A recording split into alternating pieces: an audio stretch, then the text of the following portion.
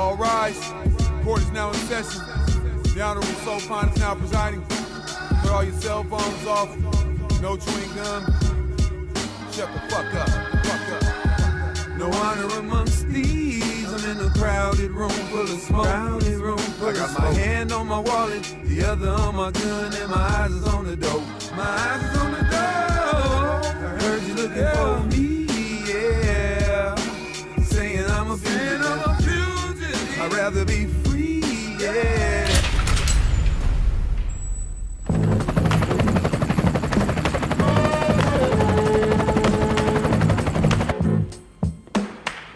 Let's make America great again. I was brought to this land without a name and broken language. Taught to hold a gun, load it up, and then aim it. Create late pavement with very little payment. One is that you need to understand that the New Orleans Police Department has a 30-year history of deep cellular level problems. More than 28 years, Kunta Gable, Sidney Hill, and Bernell DeLuke were wrongly incarcerated for the 1994 murder of Rondell Santenac, a crime they did not commit. One of the biggest things, I'm working on a documentary right now. Okay. It's called Kunta. Oh, Surviving Angola. Now, it happened when they were just 17 and 18 years old. But on October 19th of last year, the three men were released from prison after newly uncovered evidence linked the crime to former New Orleans police officers.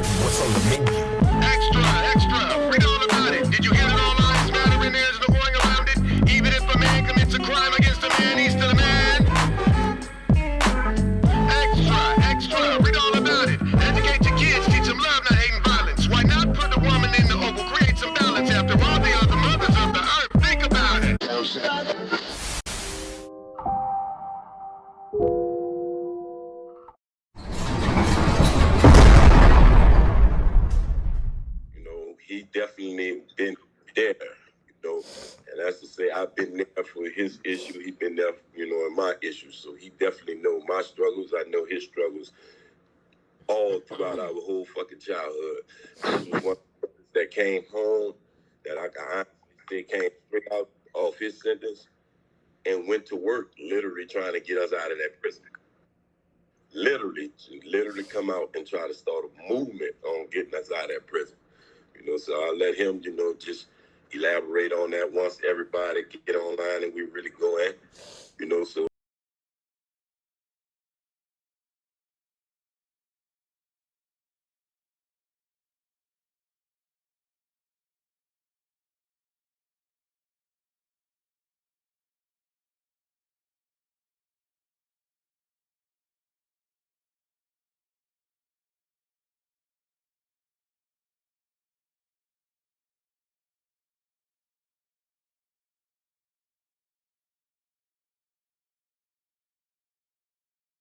Find it again at the same time.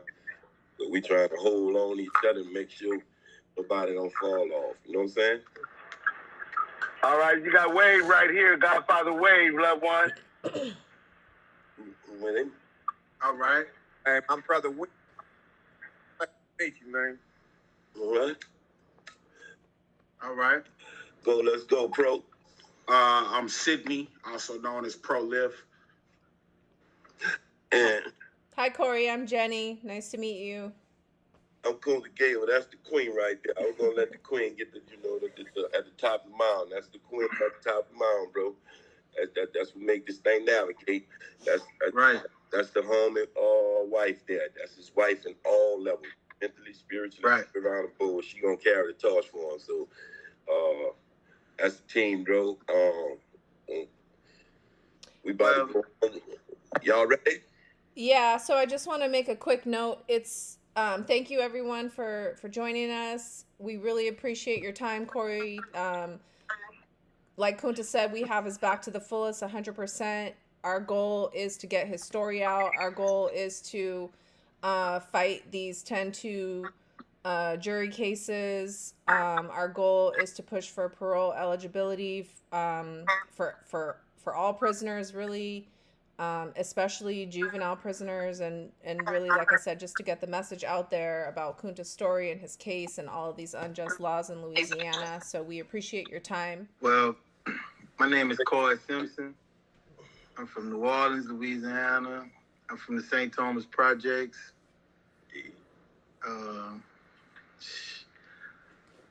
I've done 22 years, 8 months, and 10 days, and 15 hours in Louisiana State Penitentiary. I was sentenced to 184 years for some armed robberies and a shootout with the police. When one of my co-defendants was killed. He was 15 years old. I was 17 years old. You know what I'm saying? And like, you know, I might get a little emotional with this here because this shit just deep, bro. You know, like Kunta is my brother. You know, I know Kunta. I have one sibling, but I know Kunta better than my real brother. You know what I'm saying? Because me and Kunta, between the streets and incarceration, me and Kunta got 35 years together. Neither one of us 50 years old. You know, I spent more time around Kunta than I spent around my own brother. You know, I know Kunta's favorite football team, favorite basketball. I don't know my brother's favorite rapper, my brother's favorite basketball teams, or, you know, what he like to eat. You know what I'm saying? But I know that about Slim, you know? Yeah, thanks. And about me, I want you to literally give them you, bro. I'm talking about take them in the St. Thomas. You know, I come up to you actually start going into the system, bro. We dealing with the mental health part first, and I want to know what actually led you to the system before where we eventually met up. Well, you know, coming up in New Orleans in the late 80s, the early 90s, you know, in the height of the crack era, of course, and at the time when New Orleans was one of the most violent cities in the United States, to say it was, the population wasn't even 1 million people, and you was having, for every 100,000 people, you had 150 murders. You know what I'm saying? And I was from, you know, I come up in, like I said, one of the most violent crime areas in New Orleans. You know what I'm saying? You know, my mother went to prison at when I was 2 years old. I didn't really meet got a chance to hug my mother for the first time till I was like 12. And then she died when I was 16, you know, so I only knew my mother for, like, physically for maybe about 3 or 4 years. Yeah, you know what I'm saying? And, you know, poverty, you know what I'm saying? Drug-infested, crime-infested neighborhood, you know, no rec, no funds, you know what I'm saying? It was nothing else to get into but crime, trouble. It was a way of survival. It was a way of life. And what's that area? What area, bro? Huh? What area that is again, bro? The St. Thomas Project, the 10th Ward. That's definitely one of the most notorious neighborhoods in the motherfucking city. Guaranteed. You know, and where my neighborhood located at is located a block away from the Mississippi River. You can literally look out the 3rd floor window and look at the river. Mm-hmm. You know, so where we located, a lot of people from other areas don't really have a chance to come there because it's really so far away. So we literally started killing each other, you know, over courtways, driveways, you know, blocks, and, you know, things like that. You know what I'm saying? I lost, you know, my first childhood friend. You know, I'm talking about somebody I come from elementary school, the sandbox, first grade, kindergarten with, at like 12, 13 years old, my partner Montreal. You know what I'm saying? And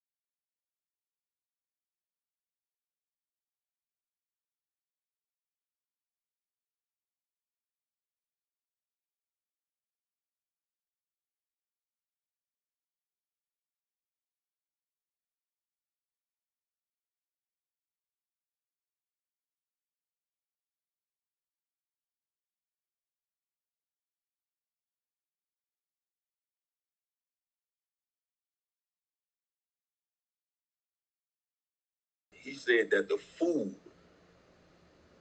was scarce, period. Now everybody, mostly everybody in different, rural or, hood, ghetto, neighborhoods, however you want to label it, they done dealt with hunger at one point or another. Me, I hadn't. I'm serious. I was blessed to be in a project and not to ever deal with hunger until I went out on my own at 12. And that's not to cut your story short. But you have to realize what type of trauma and effect comes from a hungry kid. Period. If you can't sit down and realize what you would do as an adult when you starving and you ain't got nowhere to eat, think about a kid then in that position and have to make that decision and how that shit'll affect him for the rest of his life. That one decision could lead to him doing something that fuck up the rest of his life because he was hungry, and you would judge him like he really made an adult decision. When everybody that's supposed to be supervising him, or his guardians, are put in a position where they was forced to fail him in that situation. That's crazy. I'm gonna let you go ahead and continue, bro. And I remember the bare minimums.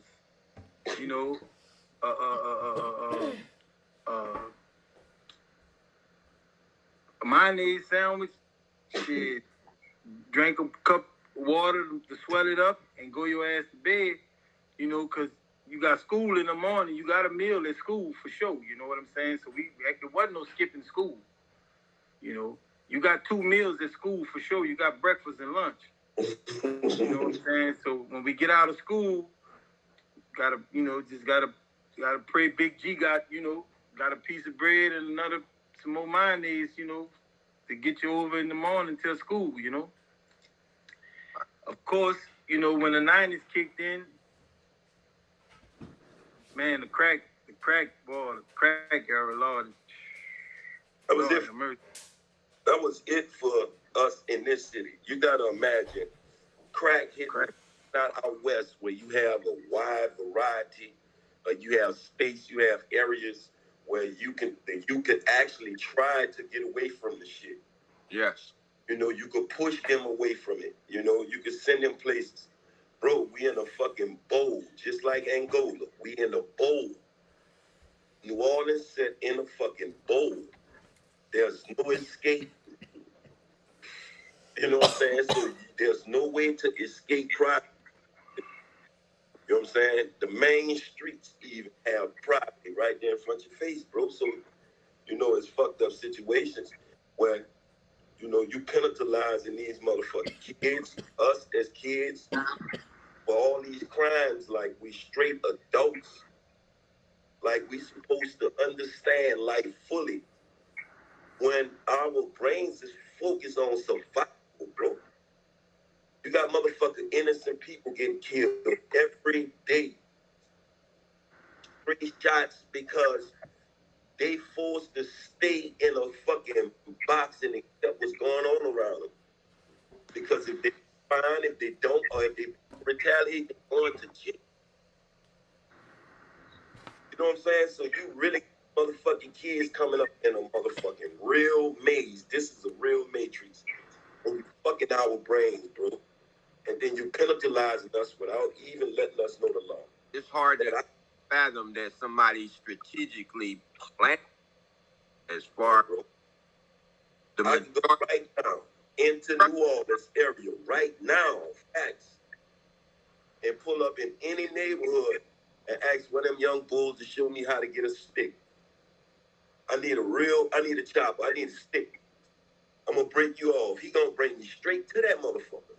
A kid, how do he have access or even know directly where to find Army-style rifles, bro? Why is that shit even accessible to him, bro? How the fuck could a fucking kid take you directly to Army-style rifles. What's going to happen if something happened to somebody in his family? Somebody fuck over somebody in his family. He got to harbor all that pain that he's seen as a kid, and he got access to Army-style rifles. He know where to get them. He gonna go get that. Come on, bro. And then you're gonna sentence him like he's a grown-ass man, like he's strategic, go through life planning this shit. And then you're gonna beg guys to put guns. Go ahead, Coy. I'm gonna let you. I need you to grow up, bro. Get in it. So, like I said, when the crack era became paramount, I want to use the word paramount, meaning it was nothing else that mattered but selling crack. Shit. I'm watching my partners. I'm still eating mayonnaise sandwiches. You know what I'm saying? And shit. My partner, he right here. He got 5-6 rocks. He can sell them rocks. Shit, they getting Burger King and McDonald's. He going to the store getting a loaf of bread, getting some bologna, some cheese. Doing this shit. Some Kool-Aid. I mean, this, I'm talking this 1990, 1991, we 12, 13, 14 years old. I don't want people to think this shit is not me repping. This is the same. Yeah, we literally preteens. You know what I'm saying? So shit, I got tired of it, of course. So, the older guys in the project, you know what I'm saying? Can't mention no names because, some of them still around, but shit. Next thing you know, there it was. Said, bro, man, give me 5 of them, man. I'm gonna bring you back 20 or, whatever. And there it was. Mm-hmm. Now, what, you know how easy that is and not being on a gang structure like y'all have it out west? Yeah. So do you know how easy that is for every child? Every fucking kid, I'm talking about the youthful young ladies to have access to the same direct shit. When I told y'all that our heroin addictions in this city start around 12, 13 years old, that's literally right now. That's not in the past. I'm talking about it. We need the opioids. Yeah, shit. That's mandatory. I'm talking about, and that shit been going on for, how is fucking that accessible for a fucking kid to walk up and get fucking opium, bro? And then if you catch him with it, you're gonna give him a fucking life sentence in this state, or he get a mandatory show after they refrained on the law. And then after the fucking debt spiked up, they only take state, then they pushed it back. Now you would give a motherfucker a life sentence of almost 100 fucking years for handling opioids when they're addicted to them. Everybody they know addicted to them. It's so accessible to them, and it's the only way to feed every fucking body they know. They shouldn't have access to it, bro. And then you're going to sentence them like they, like they really know that you're not never coming home when I catch you with this shit. Like, motherfuckers really thinking that far. Come on, bro. All that deserve is a program, man. Man, that's crazy. Do you know that New Orleans was the 4th largest city in the United States in the early 80s? That's facts. The 4th largest city in the United States in the early 80s. That's when all this shit was sweet before crack knocked this shit off its podium. And they shut that shit down, and they made Killer, they made Metairie, they made Veterans, they made all that shit out of St. Bernard Parish. They took all that from out the total package, and they hit it with that crack boom, and they centered us right here in the pool of it, and they just keep making commercials and reels of us on TV, on the news for the world to see, like we animals and how you treat animals. You handle an animal. He killed this man in broad daylight in front of everybody, and we gonna sentence him to life. But you ain't telling him that that same individual that he just killed was trying to kill him for the last 3 motherfucking weeks. And everybody know about it. So why would you sentence this guy to a life sentence for somebody that been trying to kill him in town for the last 3 fucking weeks and everybody know about it? What? Really? Hey, Slim, really got life for killing a nigga that robbed him 3 straight days. That man, you already know. He was 17, 18 years old, a grown man, a crackhead. Well, a heroin junkie. This is situations. If I was supposed to be in the street at 12. He been in jail 30 years. I just talked to him earlier. He go to court in a couple of weeks. That's that Cali.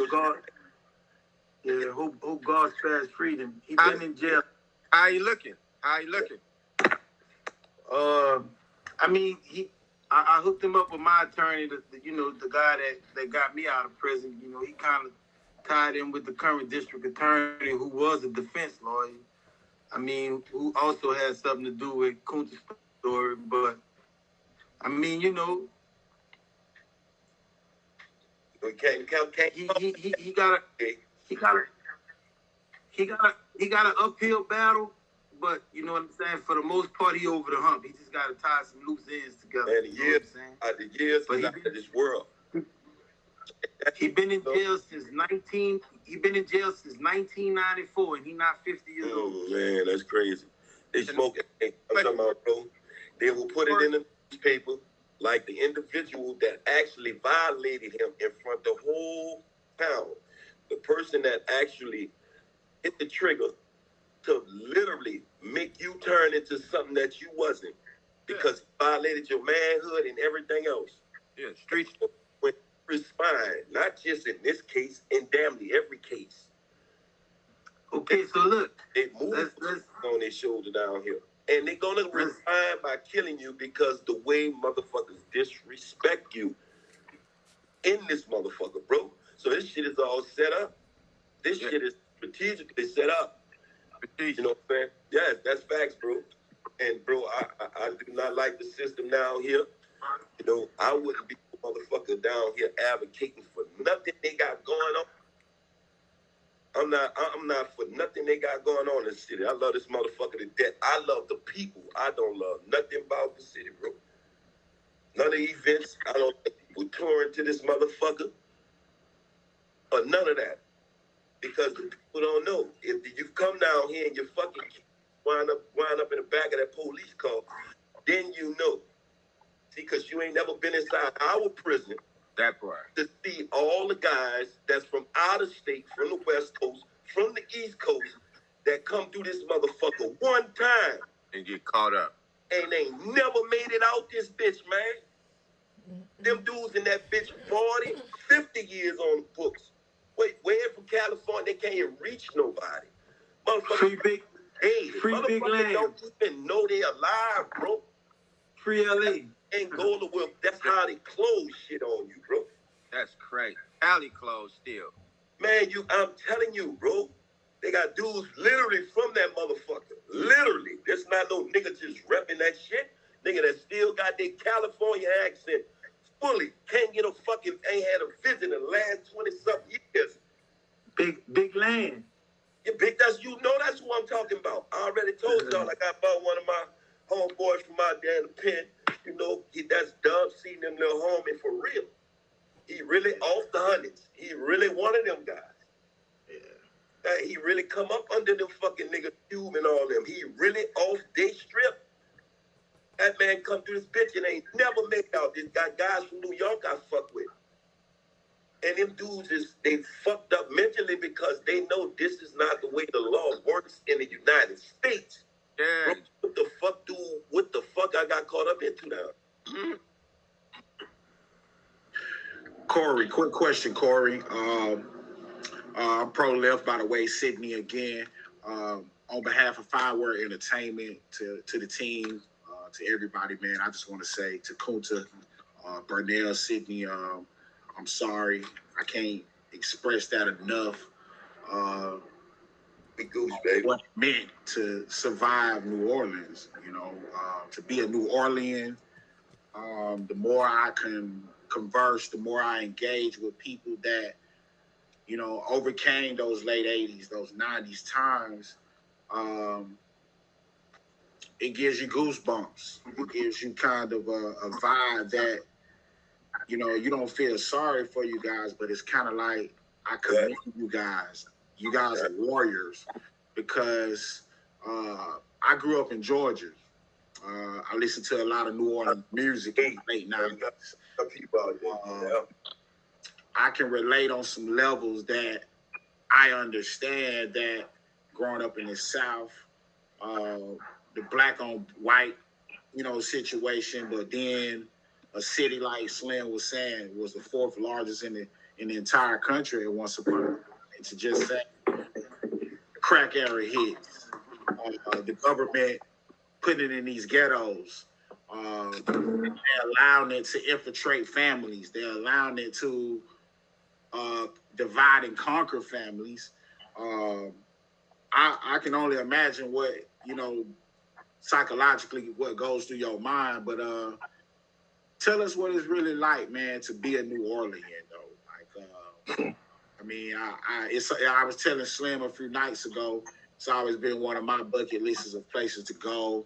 Of course, the Mardi Gras theme, French Quarter, the scene, and all of that, because we know that's the history. But now, when you're doing all this engaging with people that are real life from the gutter, it's kind of like, shit, I want to do the gutter shit before I do all the cute shit. You know what I'm saying?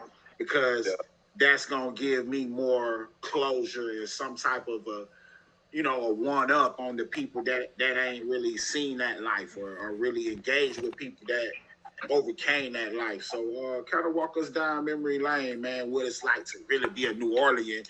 Also give us some deeper insights on who is Kunta Gable.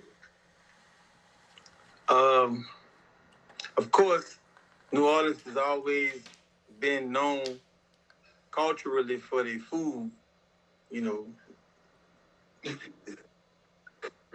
And I know a lot of y'all like seafood, but check this out. Let me show you the correlation with the food and the actual culture. The crab in the barrel theory is omnipresent in New Orleans. How you touch it? If a nigga got $1 more than you, 10 niggas coming to get that $1. Nice. You all the way at the top of the bucket. You didn't climb your way all the way to the top of the bucket. You ain't got but $10. A couple of other niggas in the bucket got 8 and 9. You know what I'm saying? 7. A couple of them got 1 and 2. They don't want to climb though. They want to go out the way that they, know how to do it. And that's to pull you back down with them.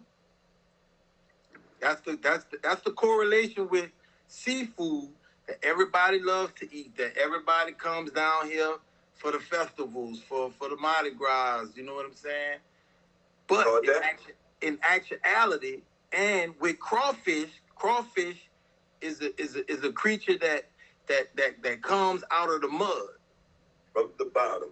From the bottom. We really come out of the mud. I'm talking about from nothing.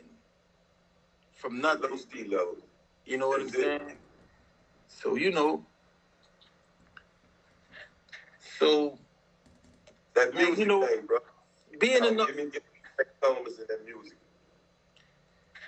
Well, to give y'all a little history about my neighborhood is the birthplace of the New Orleans sound. Straight like that. And this is a fact. I am one of the originators and pioneers of the bounce music era. Yes. I was a little bitty boy, opening up shows for the TT Tuckers, for the DJ Jubilees. You know what I'm saying? They would sneak me. They used to have gong shows at Club Flirts, if you remember, Slim. You know what I'm saying? And, you know, I was 12, 13 years old, you know, but by this time, you know, that this rap thing is taking off, the streets sucking me in. You know, I got beef in the neighborhood. I got beef with other neighborhoods. You know, I'm selling drugs. I'm getting loaded. Like Notorious Big said, I never thought that hip hop could take it this far. Yeah. You know, I didn't know I was as talented as I was until I ended up in jail. In the system, over and over. I didn't realize how talented I was till I ended up on the till with Kunta. That's you know, the Birdmans used to run behind me, trying to get me to come to the studio. The Masterpiece. I'm slinging iron. I'm selling this crack. I'm doing this heroin. I'm not no rapper. I know how to do it, but you know. When you was on the heroin? Shit, about 14. Really? Yeah, that's facts. Wow. I'm talking about shooting, you know. Bro, that's real shit. I'm talking about, bro, say, bro, it's not a joke. We not. You know what I'm saying? I'm telling you, our genetics. 13, 14. The dance twerking come from a couple of my homegirls. One of them dead, named Alice, Tennessee. God bless the dead. I miss you, baby. One of them still living, named Keon. Kunta no Keon. Another chick named Clappy. They started the dance twerking in my neighborhood. Like I said, I'm kind of a pioneer in that era of that sound.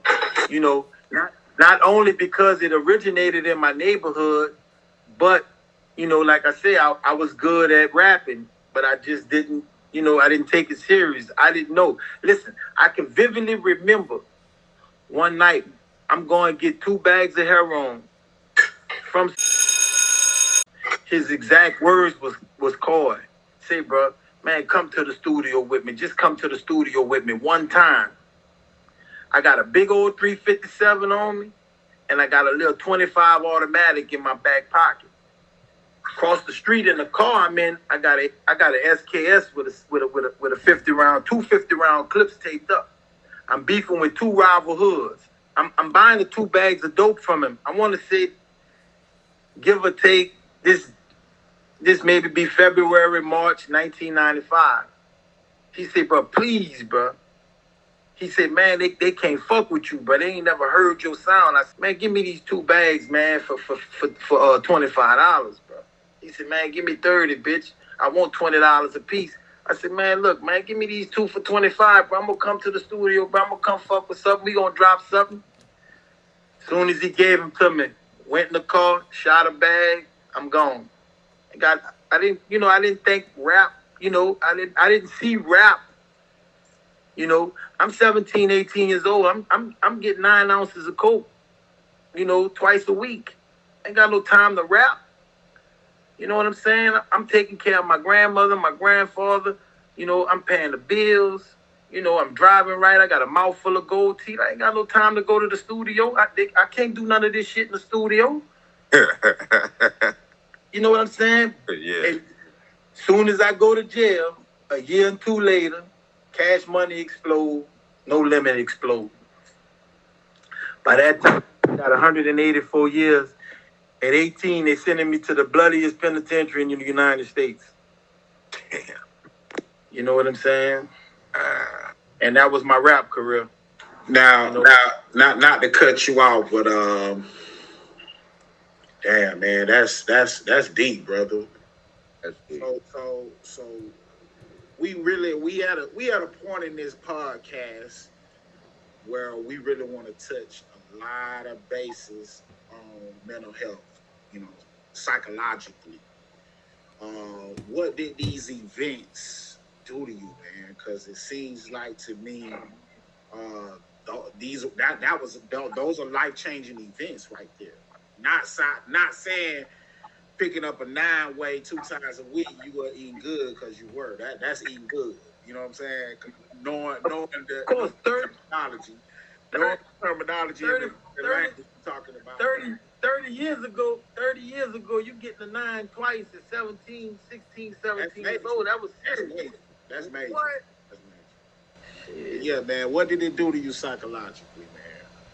I mean, you know, like I said, but the psychological effects, but it's overwhelming. You know, by the time I made 16, my mother died of AIDS, and my biological father was murdered. You know what I'm saying? So the psychological torment is unprecedented. You know what I'm saying?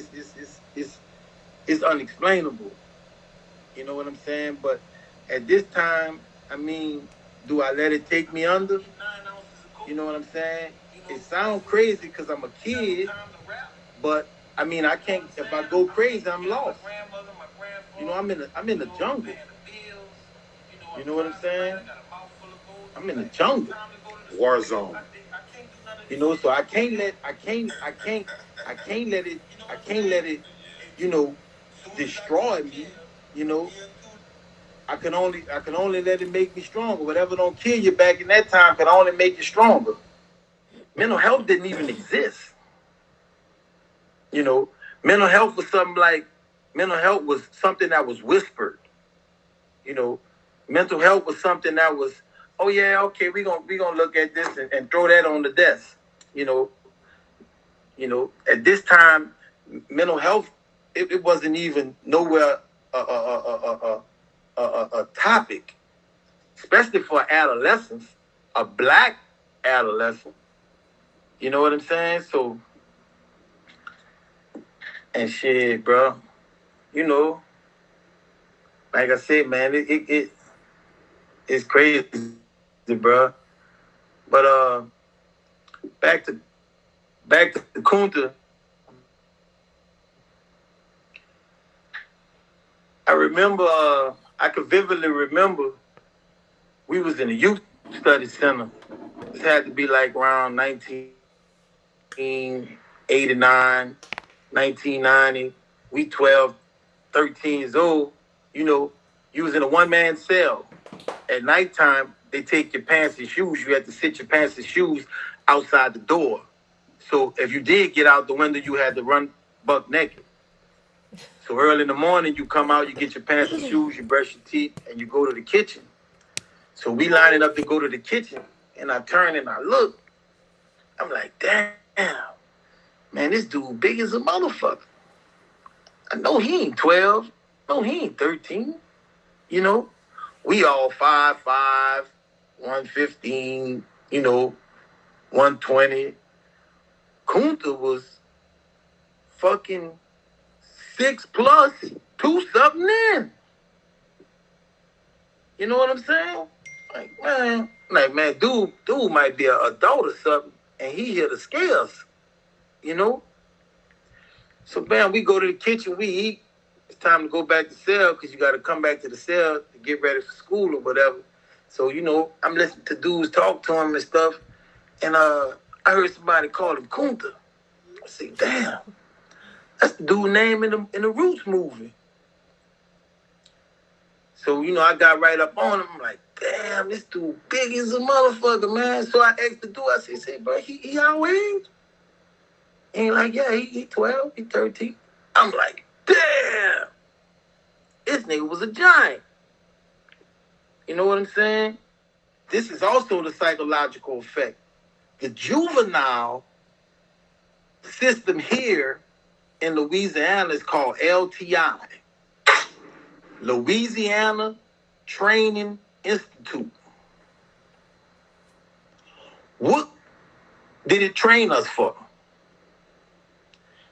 No vocational opportunities, no GED opportunities.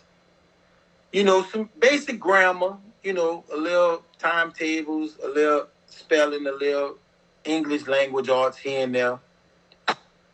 Other than that, the educational curricula was on a scale to 1 to 10, a 1.5. So what else could Louisiana Training Institute train you for?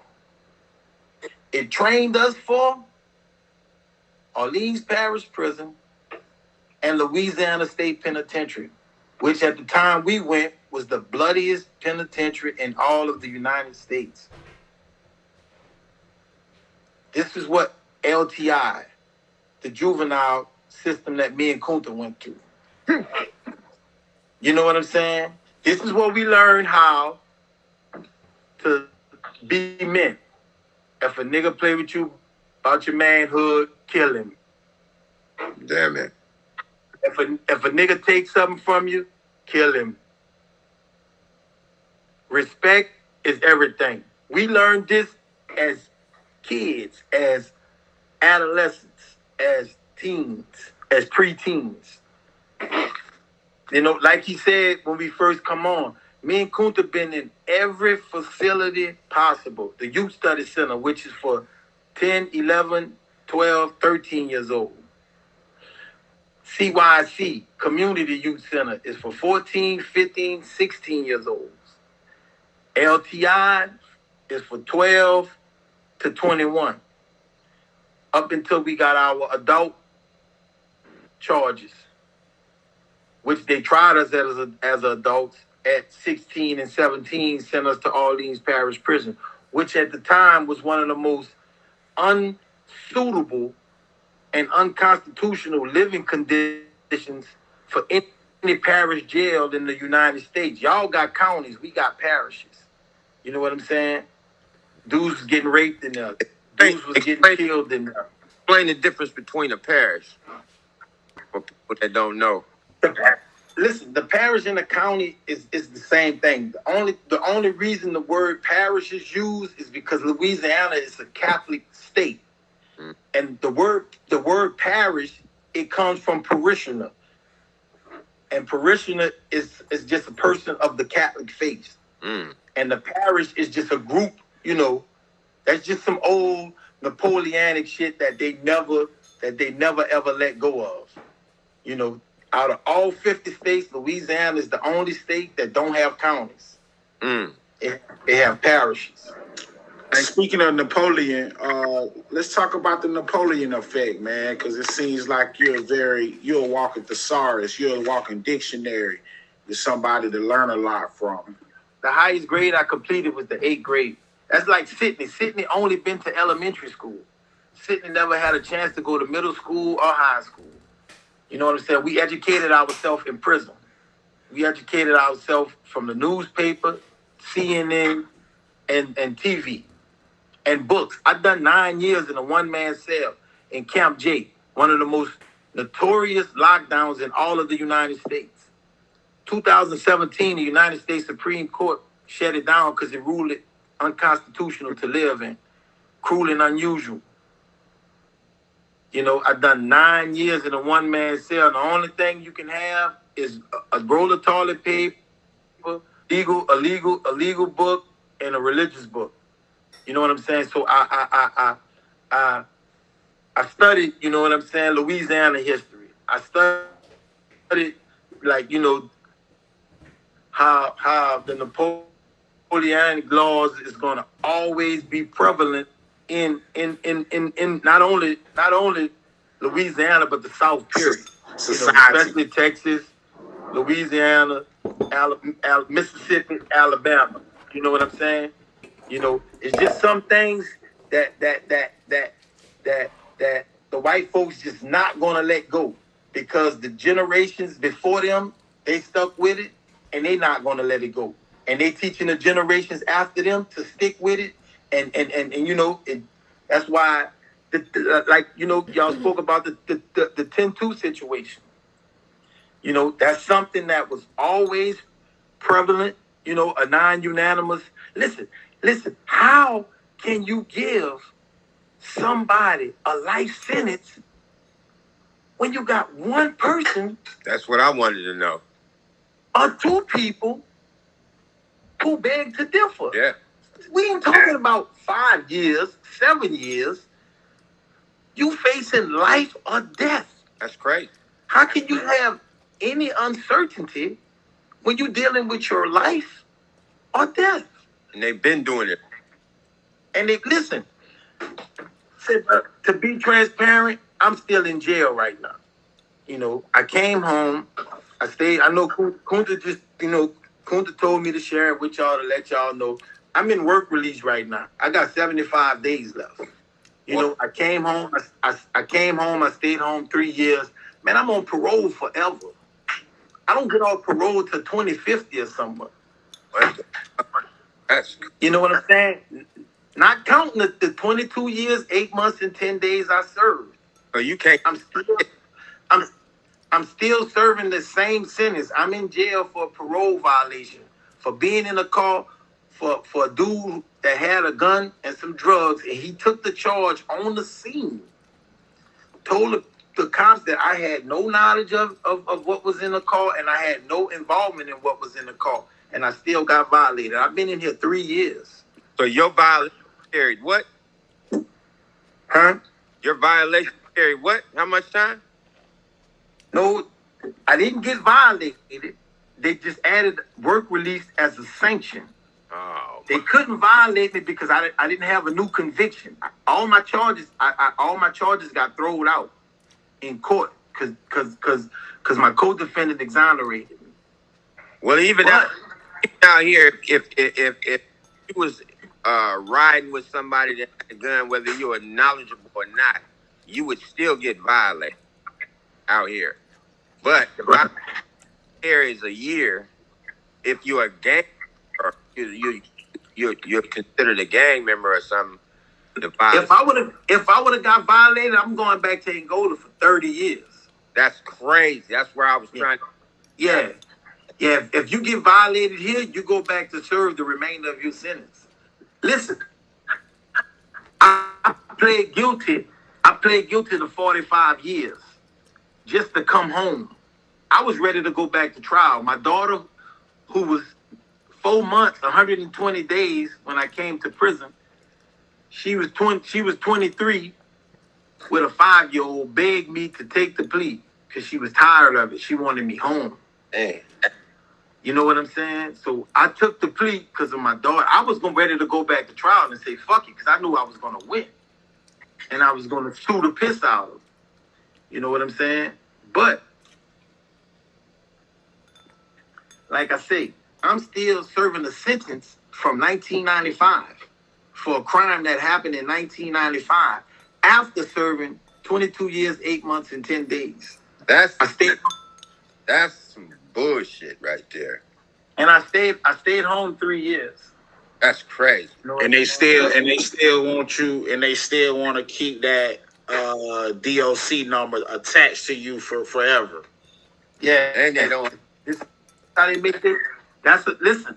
Back to the Napoleonic law. Long as you got a DOC number and it's active, they make money. You own account. You a ward of the state. That's fucking crazy. I got one question. You I got a question to kind of shift the game a little bit.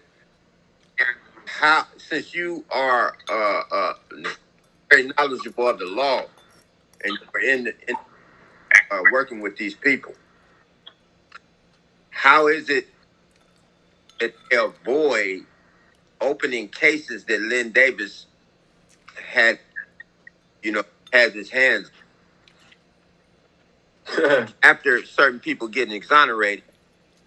How is it that they can't go back, or what's stopping them from reopening all these cases? I'm really gonna be blatantly honest with you, brother. The only thing I know how to do. They don't give a fuck. They know one thing. If they open all these cases back up, it's like opening a can of worms, and they're gonna have to pay millions in the Louisiana Constitution. It's nothing on record saying where, that they are liable for those type of instances. You gotta go to court and fight it. You gotta go civil. You know what I'm saying? You gotta go civil litigation. You know what I'm saying? You gotta go to federal court. You know what I'm saying? They really telling you, yeah, bitch, we done that. But if you want your money or whatever, or if you want to get go to federal court, beat me in federal court. You know what I'm saying? Because the federal court is us. That's our people. That's Napoleon too. You know what I'm saying? That's how it is here, bro. Speaking of federal, man, I got you. I know you're very aware that all of these corrupt cops, all of these corrupt characters, all of these guys that, you know, took oath, took that power and they abused it. They caused a lot of malice and harm in black communities.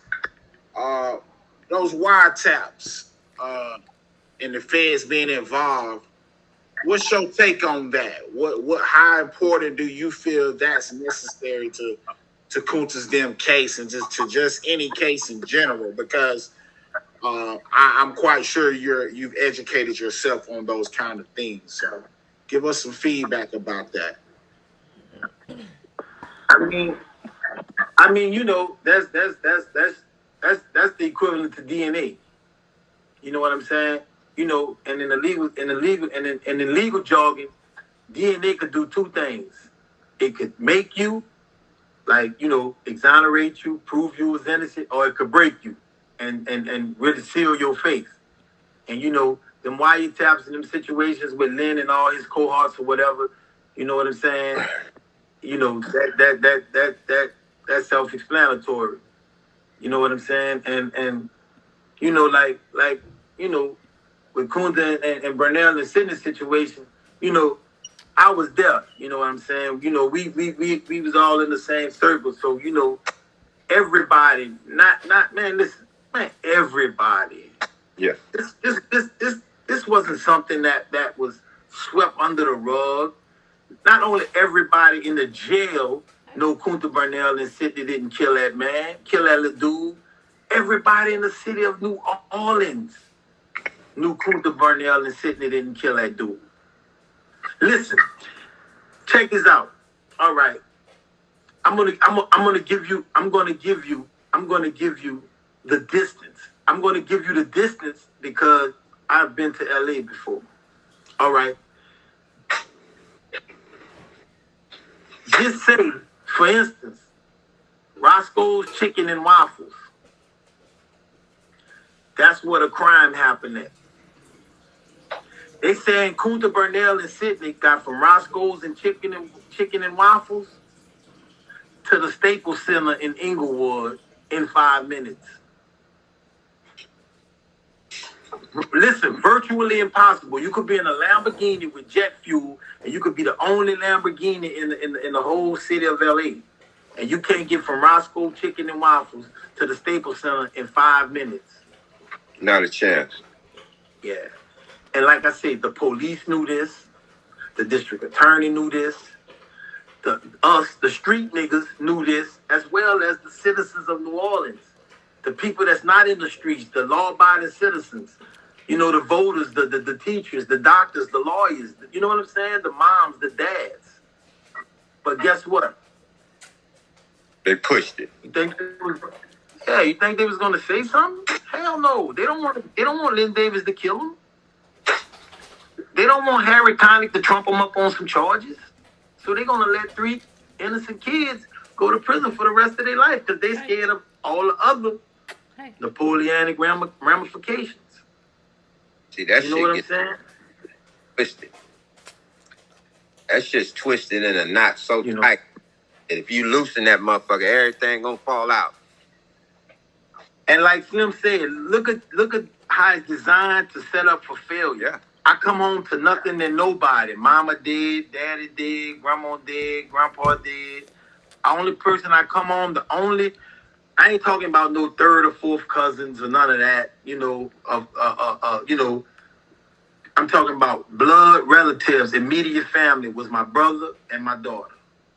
That's all you came home to? After 22 years, that's all I came home to. 22 years, 8 months, and 10 days. Of course, my daughter living her own life with her child. My brother married, got his life that he living. You know what I'm saying? And I mean, I got a crime of violence, so I can't get no job. You know what I'm saying? You know, and bam, they done dropped me back off in the jungle.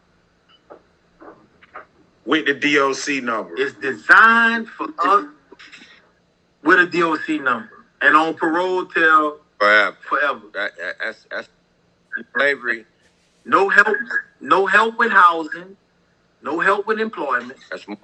You know what I'm saying? Yeah. Come see me and pay me $60 every month. I'm violating. Y'all don't give a fuck how you get it. Yeah, that's you know what I'm saying? Man, well, I can truly say, Brother Simpson, talking with you, listening to you, hearing your story, hearing your relations to Kunta, to Sydney, Burnell, I can only imagine how all of these memories you share with these guys have played a role into your life and who you are as a person. The years that you got left with your daughter, your grandkid, because to be honest with you, family, it's so much more in store for you. You know, I know you've heard saying the only way is up. You can only hold a real one down for so long. You get what I'm saying? And we are, you know, the man of color, you know, the black man, the indigenous race of people. You know, we really the ones, family. And see, at the end of the day, it's just that New Orleans got overlooked so much when we talk about culture and the atrocities in the American history and the effect that it has on the entire country. Because all this stuff y'all went through in that time, even going into Katrina, because that's a whole nother goddamn monster. You get what I'm saying when we get into Katrina, which we'll say that for a whole nother episode, a whole nother segment, because we know that shaped y'all lives forever. But what's your take on just the whole system as a whole right now, and what do you think the young black man gotta do to survive the New Orleans tactics? Because it seems like you got to be tactical to survive New Orleans, man. You can't just be average joke. You got to be tactical. You got to have some real life skills, man. Because if you ain't got no skills, you liable to just be found stanky somewhere, or just. I mean, listen. Especially if you're in the wrong area of town. Most definitely. I mean, you know, death or jail is imminent. You know what I'm saying? I mean, we all knew we was going to penitentiary one day. I mean, you know what I'm saying? I mean, you know, like I say, Louisiana Training Institute as a juvenile, you know, we knew we was going to penitentiary. We was getting trained for penitentiary. You know what I'm saying? But man, like I said, but the culture never changed, bro. I went to prison November 5th, 1995, and I got out June 28th, 2018. You know, and when I come back to the city, I mean, the only thing that changed was a couple of structures. You know, a couple of buildings gone, a couple of buildings there. You know, some new shit, but the culture never changed. Hey. You know, they still killing over a block that they don't own. They still killing over a hood that they don't have no properties. They don't own no properties in. You know, and listen, y'all could Google this. Y'all also could go to HBO and find this. The Treme neighborhood is the oldest black neighborhood in all of North America. That's where Kunta, Burnell, and Sydney are from. They are from the Treme neighborhood. Listen, I'm talking about Depression time. You know, I'm talking about the early, mid to late 20s.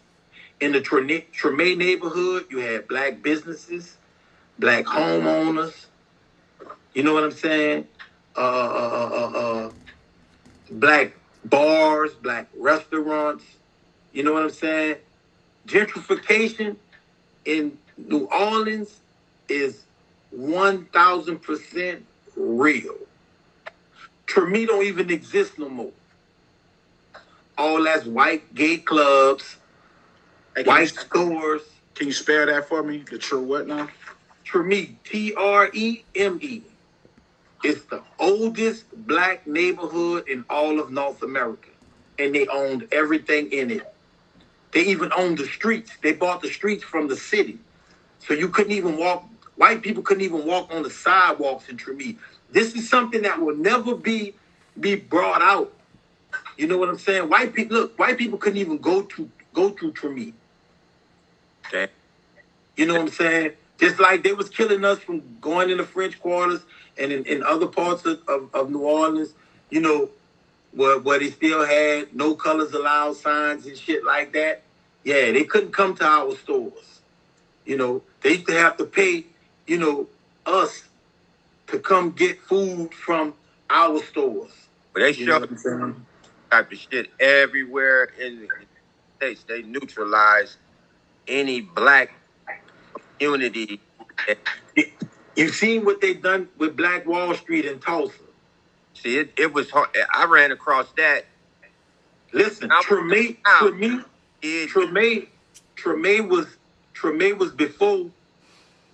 was before, during, and after Black Wall Street. You see, that's crazy. Cause see, you know what I'm saying?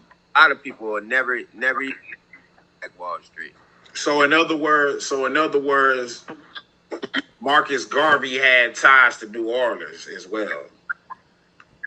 Yeah, most definitely. Listen, my grandmother, my paternal grandmother, my dad's mother, she was born in Port-au-Prince, Haiti. When the 1900s came in, and you know, Great Britain kind of loosened the stronghold on Haiti, and a lot of Haitians started migrating to the United States. Miami and New Orleans was the very, very first place that Haitians came.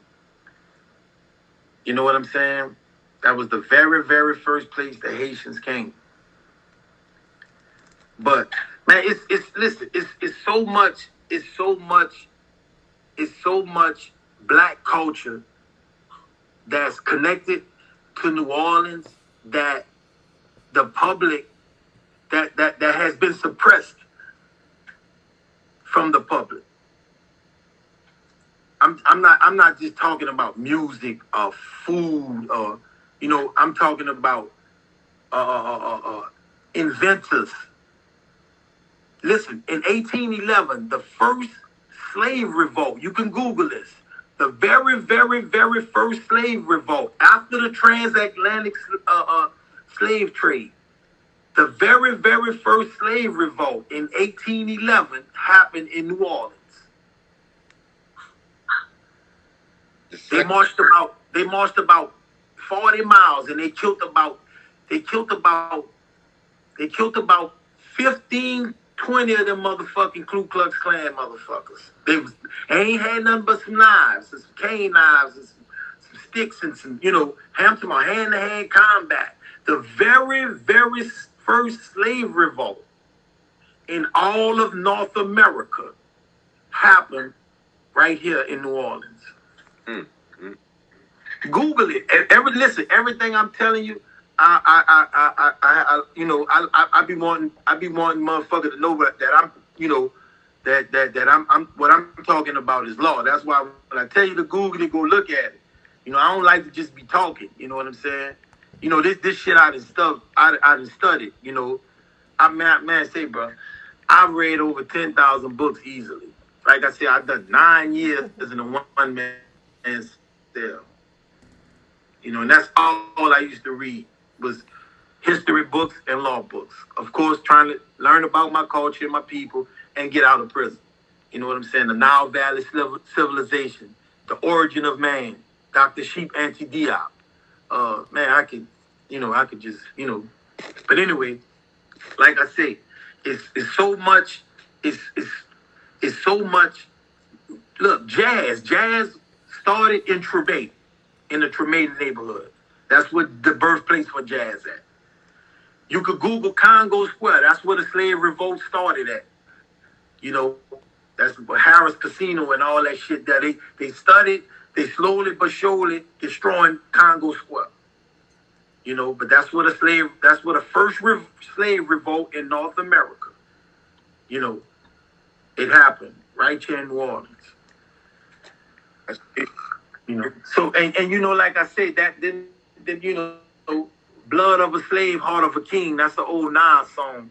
You know what I'm saying? That slave blood in us, bro. You know that you know, that's just us. You know, Kunta from Roots. You know what I'm saying? That's slave blood. That's us. You know, the culture don't change, bro.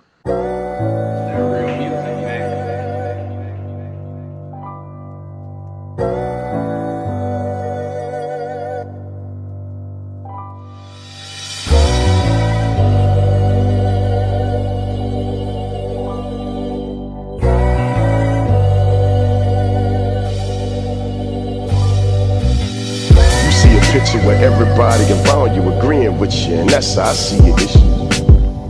So I stay in position, that way your limits won't be an issue. When I saw the vision, I seen it crystal clear.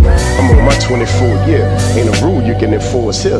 My board of directors is gridlock, staff handpicked. We don't advocate that Michael Sam shit. You ain't forcing nothing on me. I divorced the matrimony that's endorsing all this phony shit. Bad bitch got fake tits and a temporary ass. Face painted like she dressed in a drag. This shit is sad, cause you chasing a bag. But if you can't give them yourself, ain't no respect to be had. You ain't gotta wonder, yeah, them people definitely laughing at you. Them people definitely laughing at you. Confident outside, but that mirror ain't hiding the truth. Nah, that fucking mirror ain't riding with you. Wake up in the morning, that fucking mirror ain't lying to you. We get high and deny it, but it's reflecting what's inside, and ain't no way that we can hide from the truth. You can only fit the size of your shoes. Stop trying to improvise. We still ain't figured out how big it hypnotize. Veracity, we here. Let's make it history. History. Yeah. We just ain't on the same thing. Life taking you through great pains. I'm moving on to great things. I'm stepping, I've been a stepper. You see it, nigga. I'm stepping, I've been a stepper, you see it, nigga. Yeah, we just ain't on the same things. Life taking you through great pains. I'm moving on to great things. I'm stepping, I've been a stepper, you see it, nigga. I'm stepping, I've been a stepper, you see it, nigga. August 1st, 24, no more parole for niggas. That's concentrated control till you get older, nigga. Who you think they making bed space for? Not you. You a head case, bro. That's true.